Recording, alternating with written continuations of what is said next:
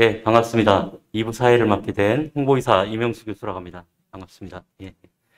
2부 순서에 대해서 잠깐 소개 말씀을 드리겠습니다. 2부 순서는 저희들이 토크 콘서트 형식으로 준비를 했고요. 뉴마티스 학회 이사장님을 비롯한 임원분들, 교수님들과 환우회 회장님, 그 다음에 정부에서 그 환자들의 건강을 지키기 위한 그런 정부의 노력을 대표하기 위해서 우리 또 그 급여과장님께서 나와주셨습니다. 잠시 그 패널 소개가 있겠습니다.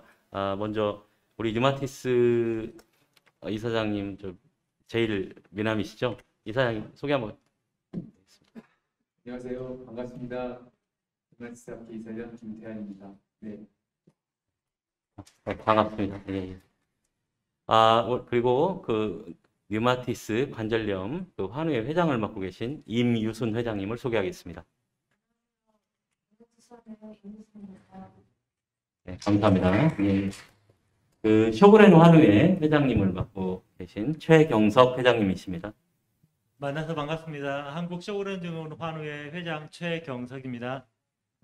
반갑습니다. 예. 우측부터 그 뉴마티스 학회에서 보험이사를 맡고 계신 홍승재 교수님이십니다.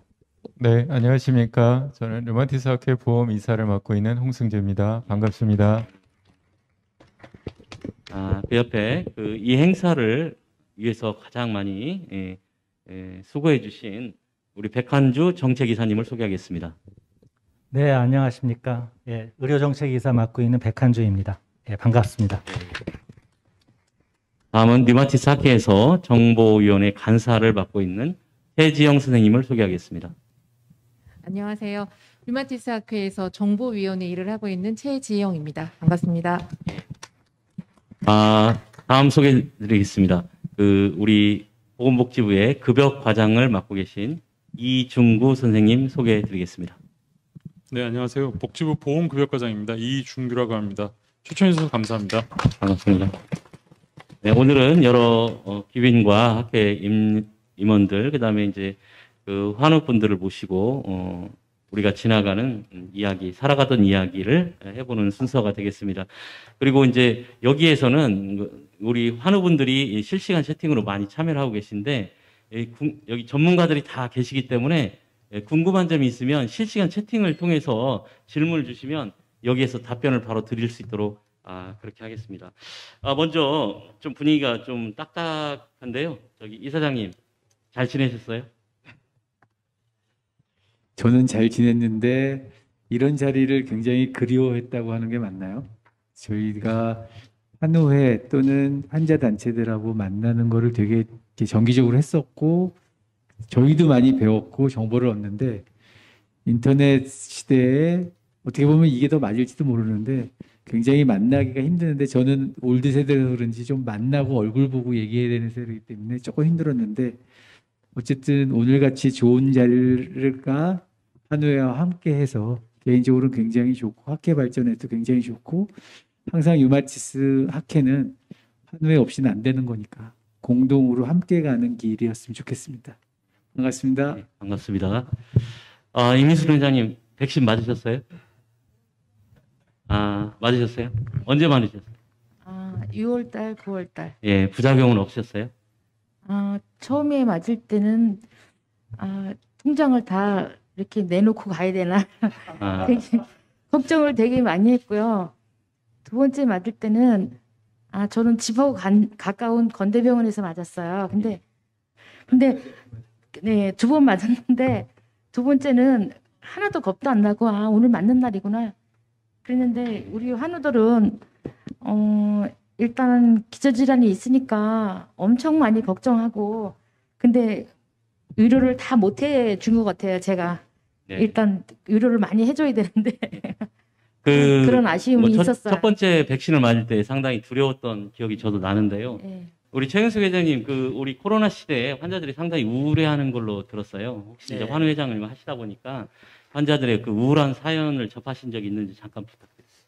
아무래도 이제 가장 이슈가 백신 접종이죠. 백신 접종이고 과연 쇼그렌 증후군 환자들이 백신을 맞아도 되느냐라는 궁금증이 되게 많이 됐었고 그걸로 인해서 이제 이 환우회에서는 이제 밴드를 통해서 계속 백신을 맞아야 된다. 백신에 더 맞지 않았을 때보다 맞았을 때 유익이 더 크다라는 걸 계속 홍보를 했는데 아무래도 이제 환자들은 이제 인터넷이나 이런 걸 통해서 여러 가지 뭐 잘못된 얘기가 됐든 그런 얘기를 듣다 보니까 우울한 게 이제 많이 있는 거죠. 내가 맞아야 되나 맞지 말아야 되나 그런 부분들에 대해서 많이 걱정들을 했었고 아무래도 이제 환자들이 쇼그레뉴로 환자들 같은 경우는 특히 이제 외부 바깥 활동들을 훨씬 더 많이들 하시거든요. 근데 아무래도 코로나로 인해서 사람 만나는 것도 줄고 운동하는 것도 줄다 보니까 많이 더 이렇게 우울해 하시는 것 같더라고요. 그리고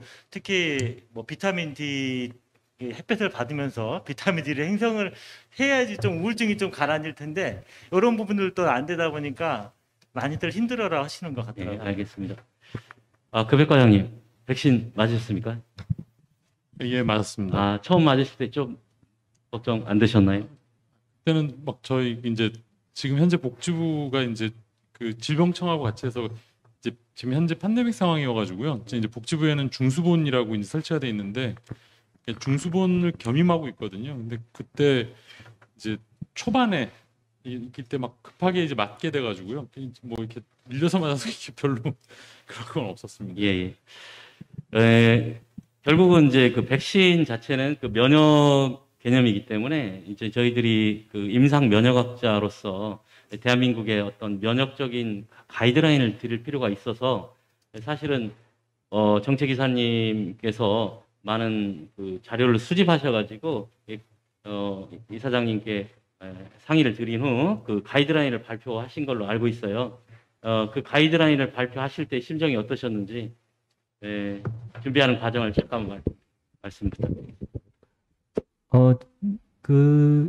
일단 예방접종에 대해서 많은 주저함들이 있었고, 그래서 저희들이 이제 가이드라인을 빨리 만드는 게 필요하다고 생각을 했었습니다. 또한, 류마티스 환자들 같은 경우에는 면역 억제 약제들을 많이 쓰고 있기 때문에 약제를 조정하는 것들이 또한 필요했거든요. 근데 이제 그런 점들이 확실히 정리되지 않았기 때문에 국내에서는 모든 류마티스 의사들이 이제 공동으로 그런 것들을 좀 정하고 같이 나가는 게 필요하겠다. 그래야지 이제 혼선도 없고 환자들도 환우분들도 이제 안심할 수 있을 거라는 생각을 하에 우리 학회에서 여러 선생님들이 같이 참여를 해가지고서 그걸 준비를 했습니다. 그래서 맨 처음에는 관련된 여러 근거가 되는 문헌들을 하여튼 그 수천 개의 문헌들을 저희가 검토를 해서 그 중에 가장 근거 높은 자료들을 중심으로 해서 그 몇 가지 항목들을 선정을 했고요. 그런 것들을 통해 그것을 다시 이제 우리나라의 류마티스 의사들한테 다시 물어봐서 이것들이 얼마나 믿을만하고 근거가 되는다고 생각하느냐라고 했을 때 그 하여튼 높은 수준의 동의 얻은 부분을 중심으로 해서 저희들이 가이드를 만들었고 그 가이드라인이 류마티스 의사들 사이에서도 많은 호응이 있어서 거의 모든 병원에서 그 가이드라인 지침대로 예방접종을 권고하고 약물 조정을 시행했던 것으로 알고 있습니다. 예, 반갑습니다. 저기 환우회 분들께 여쭤보고 싶습니다. 사실은 이제 이게 어떤 새로운 어떤 의학적인 것이 개입될 때 사실은 제일 의지하고 싶은 게 주치 교수님 아니겠습니까? 그래서 이 백신에 대한 두려움도 사실은 이제 주치 선생님하고 자세히 상담도 하고 안내도 받고 또 복용하고 있는 약물의 어떤 상호작용도 좀 상의를 하고 싶은 적이 있었죠? 저희는 그 학회에서 나온 가이드라인을 그 문자로다가 전 환우들한테 다 보내드렸어요. 그런데 이제 연락 오시는 분은 제가 류마티스 환자이기 때문에 이런 문자도 받아보고 좋은 문자는 아니지만 그래도 소속감이라든가 뭐 이런 거에서 조금은 안심이 되는 느낌이 들었어요. 그러면 그거에 저희가 대해서 예. 제가 그 단체장으로서 되게 뿌듯함을 제가 한 건 아닌데 어쨌든 문자를 받아갖고 다시 보낸 건데 굉장히 뿌듯함을 느꼈어요. 그걸로 인해서. 이번 가이드라인이 많이 환우들한테 도움이 많이 되나요? 활용을 했습니다. 예. 이번에. 예. 네. 그 최경수 회장님, 사실은 우리 환우와 그 의사들은 거의 이제 한 몸이라고 생각을 하는데요. 이제 저희들이 의학적 지식을 많이 해서 환우분들한테 제공할 책임이 있는데 사실은 이제 저희가 안타까운 게 짧은 시간의 진료실에서 그런 모든 정보를 제대로 공유를 드리고 싶은 생각은 있지만은 시간적 제약이 있거든요. 그래서 조금 예를 들어서 의사 선생님들한테 백신이나 코로나 아니면 이런 것에 대한 우리가 면역학적인 상황 이런 것들에 대해서 조금 어떤 진료적 패턴 그다음에 좀 배려되는 시간 이런 것들에 대해서 혹시 의견이 있으시면 말씀. 사실은 이제 뭐 언론이나 요즘에 많이 나오는 얘기들이 선제적 대응이라고 얘기를 하지 않습니까? 이제 선제적 대응이라는 건 사실은 환자가 말하기 전에 미리 얘기해주면 훨씬 더 좋다라는 얘기죠. 근데 이제 대부분 환자들이 진료실에 가면 교수님 만나뵈면 사실 얼어요. 그래가지고 어떤 분들은 써가지고 가시는 분도 있고 그러긴 하지만 진료받고 나와서 아차 이걸 얘기를 못했네요 여쭤봐야 되는데 그리고 이제 밴드에 다시 물어보거든요. 근데 사실은 아까 이제 선제적 대응이라는 게 사실은 이제 코로나19라는 이 국가적인 재난의 앞에서 사실 환자들이 오면 백신에 대한 얘기를 먼저 해주는 게 훨씬 더 좋지 않았을까라는 좀 아쉬움이 있죠. 그래서 교수님 입장에서는 백신 접종을 한 번을 했든 두 번을 했든 그다음에 어떤 약을 복용하고 있는지 아마 알고 계시기 때문에 환자가 물어보지 않더라도 미리 먼저 얘기해 줬으면 환자들 입장에서는 훨씬 더 그게 내가 말하지 않아도 알 수 있는 부분이라 더 좋게 느끼지 않았을까 생각이 됩니다. 그래서 앞으로도 지금 뭐 또 2차 접종도 있고 연말까지 또 계속 접종을 해야 되는 상황이라 사실 환자들 오면 1차 접종 때 어땠는지 더 먼저 여쭤보시고 약 복용하는 거하고 어떻게 문제가 없는지 이런 부분들에 대해서 환자들에게 먼저 선제적으로 얘기해 주시는 게 좋지 않을까 생각이 됩니다. 네, 좋은 생각이십니다. 사실은 뭐 자랑은 아닌데 저희가 전체적인 학술적인 학회 중에 거의 제일 선제적으로 가이드라인도 만들고 또 위원회도 만들어서 대응을 했는데 진료실이라는 한정된 공간 안에서 조금 더 우리 환자들한테 특히 내가 면역 환자라는 그런 생각이 강하기 때문에 백신의 면역작용 이런 것들 두려워하시는 분들한테 좀 더 시간을 할애했어야 된다. 그런 좀 아쉬움이 있습니다. 좀 궁금한 게 있는데요. 제가 최재형 선생님 많은 환우들이 궁금해하고 있는 게 네. 내가 면역 환자인데 똑같은 백신을 맞더라도 항체가 좀 덜 생기지 않을까 이런 걱정을 하고 이 항체가 덜 생기기 때문에 돌파 감염의 위험도 좀 더 높지 않을까라는 걱정을 하시는 환우분들이 계시거든요. 혹시 이 점에 대해서 혹시 어떻게 생각하십니까? 네, 첫 번째 항체 생성에 대해서 말씀을 드리겠습니다. 사실 우리 면역 억제제를 드시거나 면역 억제가 되어 있는 환자분들이요. 생각보다 많습니다. 전체 성인 인구의 3%가 면역 저하자이시고 면역 억제제를 드시는 분이십니다. 근데 이 중에서 우리 류마티스 환자분들은 면역 억제제를 드시는 분들이 굉장히 많으시죠. 우리나라 아직 연구 결과까지는 객관적으로 나온 건 없지만 미국 보건연구국에서 나온 최근의 연구 결과에 따르면 이식을 받은 환자라든지 면역 억제제를 드시는 환자들에 있어서는 사실 항체 생성률이 떨어지는 것으로 나오기는 했습니다. 특히 면역 억제제를 드시는 분들은 한 10에서 15% 정도의 감소율이 나오고 있다고 했지만 그래서 지금 현재 우리가 드시는 약들은 대부분은 그런 영향이 없습니다. 몇 가지 MTX라든지 일주일에 한 번 드시는 약이죠. MTX라든지 오렌시아라는 그런 약들, 또 아바타셉트 이렇게 몇 가지의 약들만 주기 조절을 하신다면 이 항체의 퍼센테이지가 떨어지는 것을 막을 수가 있습니다. 그리고 이 항체 생성률 이외에 우리 류마티스 환우분들이 돌파 감염이 생기는 퍼센테이지가 더 많다라는 것은 현재까지도 나와 있는 케이스가 없고요. 연구 결과가 없습니다. 그렇기 때문에 돌파 감염이 우리 면역 억제제를 드시고 있는 환자들이 더 많이 생길 것이다 라는 생각은 아직까지는 안 하셔도 될 것 같습니다. 홍순재 교수님 한번. 네.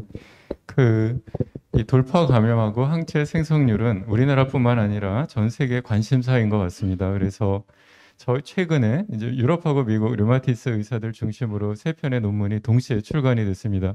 이 부분을 좀 분석을 한 거고요. 거기 보면 우리 류마티스 환자들은 돌파 감염이 생각보다 적다라는 것입니다. 다른 환자군에 비해서. 그런데 항체 생성률은 확실히 또 떨어진다라고 확인이 되었습니다. 면역 억제제를 투여하게 되고요. 전신 컨디션상 아무래도 항체 생성률은 조금 떨어지는 것은 사실이고요. 또 이제 맞은 다음에 그 다음 연구가 최근에 또 된 게 그 다음에 이제 추가 요즘에 부스터 샷이라고 표현하는 추가로 백신을 맞게 되면 항체 생성률이 이전처럼 더 높아진다. 그래서 1차, 2차 때는 항체 생성률이 좀 적지만 우리가 추가로 맞게 되면은 다른 환자들보다 오히려 더 항체가 잘 생긴다. 이런 보고들이 있었고요. 실제로 돌파 감염은 좀 적은 것 같습니다. 아무래도 우리 환자들이 조금 면역 기능에 대한 염려가 있어서 조금 더 위생이라든지 마스크 쓰기, 손위생들을 더 잘하기 때문에 돌파 감염이 적은 거 아닌가 뭐 그런 의견도 좀 있었고요. 그다음에 이제 우리 플로어에 우리 학술이사님께서 나와 계신데요. 사실은 우리 학술이사님이 1, 2년 전에 그 류마티스 환자의 그 백신 가이드라인을 협력해서 만드신 분이, 물론 이제 그때는 코로나가 이렇게 시작되지 않는 일반 백신을 이야기하는 건데요. 그래서 실제로 여기 많은 질문 중에 이 코로나 시기에 독감 백신은 어떻게 해야 되냐, 대상포진 백신은 어떻게 해야 되냐, 이런 질문이 좀 있습니다. 그래서 학술적으로 우리 학회에 여러 가지 일을 하고 계신 우리 학술 이사님께 좀 질문을 하도록 하겠습니다. 독감 백신 어떻게 해야 되나요? 한마디로 말씀을 드리면 될까요? 예, 맞으셔야 합니다.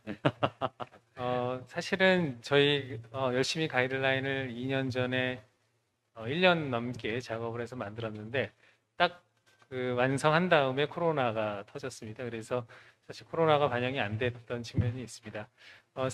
사실 그 다음에 겨울을 한번 지냈는데요. 의외로 인플루엔자가 많이 안 생겼었습니다. 왜냐하면 저희가 다 마스크를 했었거든요. 지금도 마찬가지입니다. 마스크를 하고 있기 때문에 아마 인플루엔자에 걸리는 빈도는 굉장히 적을 것입니다. 그럼에도 불구하고 이미 고위험군은 코로나에 대한 백시네이션을 다 끝낸 상태이기 때문에 당연히 고위험군부터 인플루엔자 백신은 맞는 것이 좋고 저희도 물론 맞을 예정입니다. 그 다음에 이제 젊은 분들 중에서 이렇게 좀 겹치는 분들이 있을 텐데 원래 젊은 분들에게는 인플루엔자 백신을 필수적으로 맞지 않았었거든요. 원래 예전에도. 그래서 어떤 그런 차원에서 일부러 그것을 겹쳐서 맞을 필요는 없고 일정한 간격, 예를 들면 2주 내지 4주 간격을 띄어서 불안한 분들은 같이 맞는 것도 괜찮을 것 같습니다. 왜냐하면 인플루엔자 감염이 될 경우에 코로나하고 굉장히 혼동될 가능성이 많기 때문에 그렇습니다. 예, 아주 좀 지혜로운 그 활용을 할 수 있는 답변이 나온 것인 것 같습니다.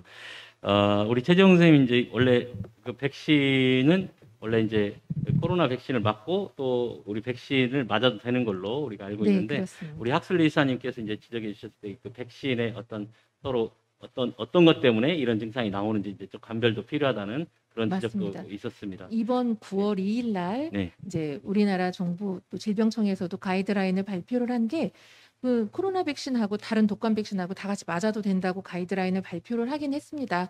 이거는 뭐 전 세계적으로 미국이든 영국이든 전부 동시 접종이 가능하다고 했지만 사실 이런 사이드 이펙트 뭐 열나는 거라든지 근육통이 특히나 우리 환자들은 질환이 나빠지는 건지도 알 수 없고 이게 부작용인지 알 수 없기 때문에 그거조차도 그런데 똑같이 동시 접종을 하게 되면 더더군다나 알 수 없죠. 그래서 최소한 저도 가이드라인은 동시 접종이 가능하다고는 하지만 2주 정도 좀 간격을 띄운 다음에 맞추시는 게 낫지 않을까 하고 생각을 합니다. 혹시 폐렴구균은 어떻게 생각하세요? 원칙적으로 폐렴구균도 맞으시는 게 맞지요. 폐렴구균도 두 가지가 있는데요. 사실 원칙적으로는 세 가지 다 동시에 접종을 해도 상관은 없다고 합니다만 이것도 마찬가지죠. 고위험군이 있으신 분은 먼저 맞으시는 게 좋고요. 두 가지 중에서 이제 나라에서 65세 이상에 먼저 맞춰주는 거를 맞으시는 것보다는 13가 그러니까 단백질 결합을 먼저 맞으시고 난 다음에 천천히 2달 후에 추가로 맞으시는 게 좋고요. 두 가지 전부 다 동시 접종은 가능하지만 최소한 2주 정도는 간격을 두고 맞으시는 거를 추천을 드립니다. 이건 좀 다른 얘기인데요. 우리가 이 코로나 블루라고 해서 비대면을 하기 위해서 집에서 안 나가시니까 환우분들이 너무 힘들어하시고 더 우울해하시거든요. 근데 이제 예전부터 우리 이사장님께서 홈 트레이닝이 중요하다. 집에서 운동하는 것도 중요한 운동이다. 이런 얘기를 많이 하셨는데 이 코로나 시기가 올 줄 알고 그런 말씀을 예전에 하셨나? 뭐 그러시진 않았을 것 같고. 제가 오늘 저녁 일도 예상을 못하기 때문에 예. 그런 건 아닌데 워낙 관절염 환자들이 운동이 중요하잖아요. 두 분들이 더 잘 아시겠지만 그런 의미에서 운동은 필수인 것 같고 특히 이런 코로나 블루 시대에는 운동이 훨씬 더 중요한 건 맞는 것 같습니다. 특히 어떤 질환의 운동이 조금 더 좋을까요? 류마티스 질환 중에. 관절염이 있는 경우에는 이제 관절염증 때문에 근육이 없어지는 것도 있고 덧붙여서 통증 때문에 못 움직이는 게 있잖아요. 그래서 그런 경우에는 반드시 붙어 있는 근육들 강화가 중요하고요. 특히 어느 부위에 따라서 이제 달라지겠지만 그렇게 해서 근육 손실이 덜하게 하는 게 치료의 목표가 될 수 있고 그럼으로써 변형도 좀 덜 되지 않을까 하는데 이게 이제 모든 게 더 과하면 좋을 게 아니기 때문에 그건 아마 전문가들하고 내 증상에 따라서 좀 상의가 필요한 내용이고요. 하나 덧붙이면 학회에서는 뭐 류마티스 관절염뿐만 아니라 강성 척추염에서 홈 트레이닝 슬라이드를 주로 만들고 있거든요. 좀 시간이 걸려서 그렇지 이 비대면 시대에 맞는 그런 운동법에 대해서 나오리라고 믿고 있습니다. 곧 나오겠죠. 네. 예, 시간이 지나서 그래서 이제 중요한 것은 이제 앞으로 우리가 코로나 시대는 왔고 지나갈 텐데 앞으로 우리 환우들과 함께 갈 의사들과 우리 정부와 손에 손잡고 이걸 어떻게 극복할 것이냐 이제 이것이 포커스거든요. 그래서 이제 우리 류마티스 학회에서는 이 코로나 시기에 그 백신이나 여러 가지 변이로 나올 수 있는 모든 상황에 대해서 새로운 지식들을 모니터링해서 환자들한테 알려주려고 하는 위원회를 좀 만들었죠. 백한주 교수님, 그 위원회에 대해서 잠시 설명을 하고 계획도 좀 한번. 네, 뭐 저희 학회에서는 일단 코로나 팬데믹이 터지면서 그 코로나 팬데믹 위기 뭐 TF를 만들었습니다. 그래서 뭐 이사장님을 중심으로 해서 학술 이사와 여러 이사들이 참여해가지고 코로나 문제에 대해서 좀 더 적극적으로 대응하자는 그런 특별위원회를 만들어서 지금까지 이제 활동을 하고 있고요. 일단은 그런 활동 속에서 저희들이 이제 느끼고 있는 점은 특히 이제 설문조사를 통해서 보면은 많은 환우분들이 일단 이 팬데믹 시기의 위기 동안에 아주 불안해 하신다. 걱정도 많으시다. 예? 예. 특별히 그런 걸 더 느꼈고 많은 분들이 일단 정보의 부족이라든가 또 상담의 부족 그런 것들을 느끼시는 것 같습니다. 특히 저희들이 이제 신체를 주로 봐서 그런지 환자분들이 갖고 계시는 어떤 정신적인 우울감이라든가 그런 것들은 사실 좀 많은 의사들이 관가했던 것 같습니다. 그래서 설문조사를 통해서 보면은 많은 환자들이 어떤 정서적 지지를 필요로 하고 많이 우울해 하는데 그런 거에 대해서는 사실 저희가 진료실에서 많은 도움을 못 드린 것 같습니다. 그래서 저희 학회도 그렇고 류마티스 의사들 같은 경우에는 뭐 없는 시간이지만 진료실에서 시간을 내서 그 환우분들이 생각하고 있는 여러 가지 어려운 점들에 대해서 좀 상담이라든가 좀 정서적 지지를 위한 노력들이 개별적으로 좀 필요하다고 생각이 들고요. 또 이런 것들을 좀 전면적으로 실행하는 데는 여러 가지 좀 진료 환경에 제한이 있습니다. 그래서 저희 학교에서는 오래 전부터 이런 교육 상담 이런 것들을 좀 특화돼서 할 수 있는 간호 인력들이 좀 준비되면 좋겠다. 또 그런 지금 뭐 당뇨병이라든가 결핵이라든가 그런 경우에는 환자를 교육하고 상담하는 간호사들이 따로 있거든요. 그런 분들이 이제 그 의사들과 같이 이제 환자들한테 도움을 주는데 류마티스 질환자들 같은 경우에도 교육 상담에 대한 욕구가 높기 때문에 그런 좀 특화된 역할을 할 수 있는 간호 인력들이 마련되는 것들이 이제 필요할 것 같고 그런 기반을 마련하기 위해서 학회에서도 좀 많이 더욱더 노력이 필요하겠다 그런 생각을 갖게 되었습니다. 예. 우리 정치 기사님 말씀에 잠깐 제가 표현을 하자면 우리 환자분들이 선하세요. 그게 어떤 말이냐면 예를 들어서 내가 진료실에 들어가서 교수님하고 오래 질문을 해서 시간을 많이 잡아먹으면 다음 환자가 많이 기다린다는 걱정까지 하세요. 사실은 자기 몸도 아픈데 그런 걱정까지 하셔요. 그래서 어떤 분들은 들어오시자마자 저 괜찮으니까 약만 주세요라고 하시거든요. 근데 이제 그 마음이 어떤 마음이냐면 사실은 의사가 보기 싫어 당신하고 얘기 않겠다 이런 뜻이 아니고 교수님도 피곤하실 텐데 뒤에 기다리는 분도 있으니까 이 배려하는 마음이에요. 사실은 그분도 많이 아픈 물건이거든. 그럼 사실은 그분들한테 사실 코로나 시기라 손은 꼭 못 잡아 드리더라도 그 마음의 눈길을 주고 또한 안부를 묻는 것이 어떤 그 의사로서의 마음이거든요. 근데 사실 그런 시간적인 거, 그 다음에 특히 어떤 교육을 좀 새로운 이슈가 있어서 교육을 드리고 싶은데 그런 것이 좀 안타까워서 좀 교육을 할 수 있는 그런 예를 들어 당뇨병 전문 간호사가 있다, 당뇨병 간호사가 교육을 할 수 있는 상황이라든지, 그다음에 이제 좀 희귀질환이든지 특히 면역 환자들에 대해서 그런 기회가 좀 있어졌으면 저희들이 좀 미안한 마음이 좀 덜하지 않을까 이런 생각이 들고, 이번 설문조사에 그 많은 환우회 회장님들이 고생을 하시고 또 홍보를 많이 해서 1,000명 가까운 우리 환우회 환자분들과 의사들이 설문을 했고, 이 설문을 다 종합하는데 우리 최병용 선생님께서 고생을 많이 하셨어요. 그래서 이 설문을 통체적으로 하시면서 이 환우의 아픔도 많이 느끼셨다고 했는데 짧게 어떤 마음이 드셨는지 한번 말씀 한번 부탁드립니다. 네, 교수님. 네. 이번 설문조사는 사실 저희가 학회에서만 한 것이 아니라 이게 환우회 단체분들이 한두 개도 아니고 굉장히 많은 환우회 단체분들에서 많이 도와주셔가지고, 사실 저는 처음에 그냥 제 개인적인 생각으로는 이게 과연 이런 요새 같이 이렇게 설문조사하기가 쉽지가 않은 시대에 많이 좀 응해 주실 수 있을까. 그리고 이게 제가 온라인, 오프라인 두 개로 방식으로 다 했는데, 놀랍게도 결과적으로는 제가 생각보다 한 몇 배 이상으로 응해 주셔가지고 개인적으로 너무 감사하게 생각을 하고 있습니다. 우리 설문조사에서 나온 얘기들을 이제 들어보면은, 결론적으로는 이제 우리가 이런 코로나 시대에 맞춰가지고, 우리가 환자와 의사가 결국 이제 소통의 문제가 결국에는 우리가 환자의 어떤 질병을 치료하고 이런 과정에서 굉장히 중요하다는 것을 저 개인적으로 좀 느꼈고요.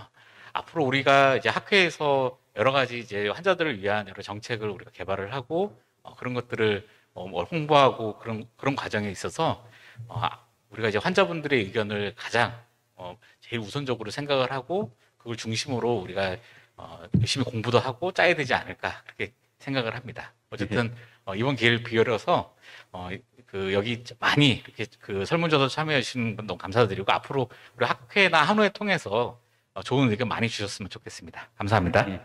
네, 감사합니다. 이 설문조사를 하면서 느낀 건데 사실은 환자가 없으면 의사도 없는 거거든요. 그래서 사실 고맙다, 그리고 좀 미안하다, 좀 그런 마음이 좀 들었습니다. 좀 고맙고 좀 미안한 마음, 그런 게 좀 들었고요. 이제 마지막 정리하는 의미에서 이 코로나 시기에 1년 6개월 동안 저희들이 만남도 부족하고 좀 어려운 시기가 있었으나, 그래도 이 환자들을 위한 그 보험적인 면, 그래도 환자는 또 질환대로 치료를 해야 하기 때문에 그런 면에서 어떤 진전과 어떤 노력이 있었는지 잠깐 보험이사님께서 잠깐 말씀 부탁드리겠습니다. 네. 코로나 때문에 우리 환자들에 대해서 약을 급여 확대하든지 또 좋은 약이 빨리빨리 도입이 돼서 사용하는 게 굉장히 어려운 시기가 굉장히 많았습니다. 그런데 그래도 우리 복지부 또 심평원하고 저희 학회가 소통을 참 많이 해서 최근에 이제 간단하게 제가 소개를 해드릴게요. 많은 약들이 급여가 됐고요. 특별히 류마티스 관절염 쪽에서는 우리 먹는 표적 치료제들이 작년에 올해 많이 급여가 됐습니다. 또 루푸스도 이번에 주사제가 급여가 됐죠. 그래서 아주 정말 7년 만에 우리나라에서 급여가 돼서 아주 환자들에게 큰 희소식이 되기도 했습니다. 또 우리 강척 건성 관절염 환자들에게 새로운 주사제가 또 개발이 됐고요. 또 이번에 1차 약으로 또 급여가 됐습니다. 그래서 환자들이 굉장히 여러 치료 옵션이 많이 늘어났고요. 그래서 그런 것도 좀 기회가 됐고요. 또 우리 이제 혈액 검사 통해서 진단에 도움이 되는 CCP 항체라든지 항액 항체라든지 아니면 우리 통풍에서 치료 약제 선택하는 데 도움이 주는 유전자 검사라든지 하는 것들이 최근에 또 작년에 올해 걸쳐서 급여화 됐습니다. 관절 초음파 급여화 계속 잘 되고 있고요. 또 최근에 이제 나라에서 MRI도 급여가 잘 지금 추진이 되고 있습니다. 그래서 환자들에게 이제 진단 그리고 치료에 많은 이런 좋은 소식들이 전해지고 있습니다. 아쉬운 거는 이제 이런 게 자꾸 되면은 될수록 새로운 신약을 또 환자분들께 설명을 해드리고 또 치료에 대한 반응도 봐야 되고요. 우리가 약을 썼을 때 약의 효과가 어느 정도인지 평가를 해야 되는 이런 질병 활성도 평가라든지 여러 평가들이 돼야 되는데 그런 것들이 또 하려면은 또 진료실에서 또 많은 시간이 걸리기도 합니다. 그래서 아까도 잠깐 얘기가 있었지만 결국 환자와 의사가 소통을 해야 되고 또 상담을 해야 되고 또 거기에 따른 교육이 돼야 되고 이것이 이제 앞으로 우리가 해 나가야 될 것이고요. 또 그런 것들이 또 급여화 돼야 될 것이라고 생각이 듭니다. 네.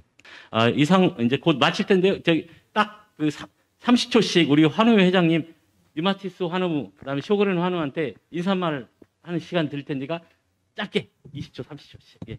아니 환우를 봐야 아까 홍보의사님 그 환자는 그 다음 사람을 위해서 질문도 안 하고 그랬다는데 저희 환자는 그 머릿속에 넣고 가면은 잊어버리고 시간을 많이 허비하니까 메모지에다 딱 써갖고 진료 끝난 다음에 딱 보여드리고 그 메모지에 주로 많이 쓰시는 분은 예. 그 김태환 이사장님이 좋아하시는 환자. 그래서 그냥 머릿속에서 하고 시간을 끄는 사람은 답변을 안 해주시더라도 네. 딱 메모지에 한 가지 적어갖고 오시는 분은 적어갖고 오는 환자한테는 그 빠른 답변을 해주시면 시간을 예. 많이 쓰진 않고 조금만 해갖고 꼭 답변을 해주셨으면 좋겠습니다. 예. 당연하신 말씀이고요. 이제 저희들이 노력해야 될 부분입니다. 우리 류마티스 환자 여러분, 질병도 갖고 있고 또 이 힘든 코로나도 이겨야 되니까 어쨌든 저희 학회에서도 열심히 준비하고 있으니까 힘내시고 빠른 시간 안에 좋은 시간이 올 거라고 생각합니다. 여러분 화이팅 하세요. 네, 최경석 회장님, 저는 환우들한테 한번. 저는 조금 더 길게 해야 될 것 같습니다. 예, 말씀하시죠. 먼저 이제 뭐 유튜브 동영상으로 집사람도 보고 있을 거고 아마 저희 환자분들도 많이 보고 있을 겁니다. 아마 집사람이 저한테 가끔 아프다고 투정을 부렸을 때 제가 그냥 흘려넘겨 갔던 거에 대해서 아까 수기를 읽으신 분 글을 듣고 제가 그냥 넘겼던 거에 대해서 반성을 하고 미안하게 생각을 합니다. 제가 20여 년 전에 가졌던 처음의 마음을 계속 다시 되돌릴 수 있도록 할 것이고요. 그리고 우리 환자분들 제가 회장으로서 사실은 회장 자리에 있다 보면 굉장히 객관적이 될 수밖에 없거든요. 그래서 우리 환자분들 역시 저한테 이런저런 아픈 사연들 많이 얘기하시는데 제가 딱 부러지게 아닙니다라고 얘기했던 거에 대해서 굉장히 미안하게 생각을 하고요. 사실은 굉장히 걱정도 많이 하고 우리 환자분들 제가 이름을 다 일일이 다 기억은 다 해요. 다 하는데 아픈 거 제가 다 걱정을 하고 있고 대신 여러 가지 하소연들 다 못 들어줬던 거에 대해서 굉장히 미안하게 생각을 합니다. 이 자리 들어서 다들 보고 계실 거니까 이 긴 투병 생활 동안 잘 이겨내서 꼭 치료약이 나올 때까지 잘 버텨줬으면 좋겠습니다.